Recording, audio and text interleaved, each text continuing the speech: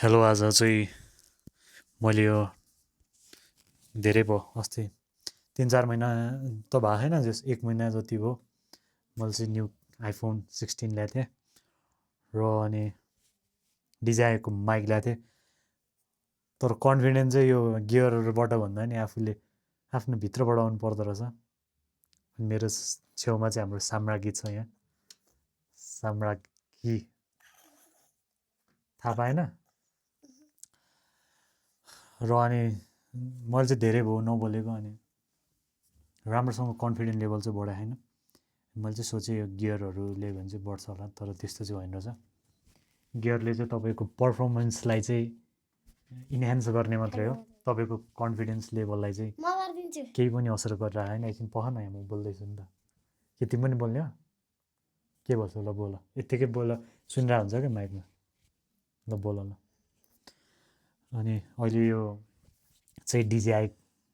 mic 3 हो र मैले चाहिँ सबै ग्याजेटहरू चाहिँ गर्न सकिरहेको छैन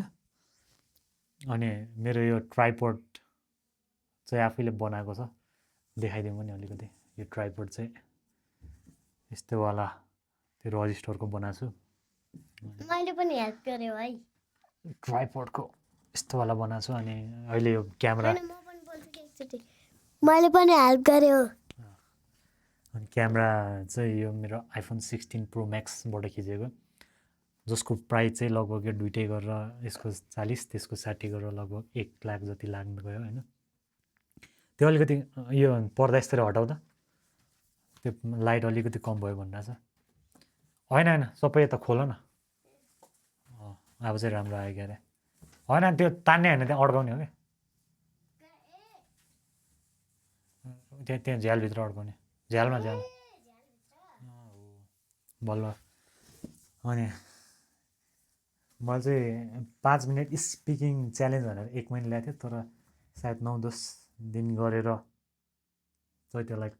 कन्टिन्यू दिन सकेन होइन अनि अहिले चाहिँ कन्टिन्यू दिउँ कि भनेर फेरि मैले आएको मेरो भोइसहरू चाहिँ राम्रै सुनिरह होला किनकि गियर इम्प्रुभ गरेँ तर गियर इम्प्रुभ गर्ने बित्तिकै कन्फिडेन्स चाहिँ इम्प्रुभ हुँदैन रहेछ भन्ने र चाहिँ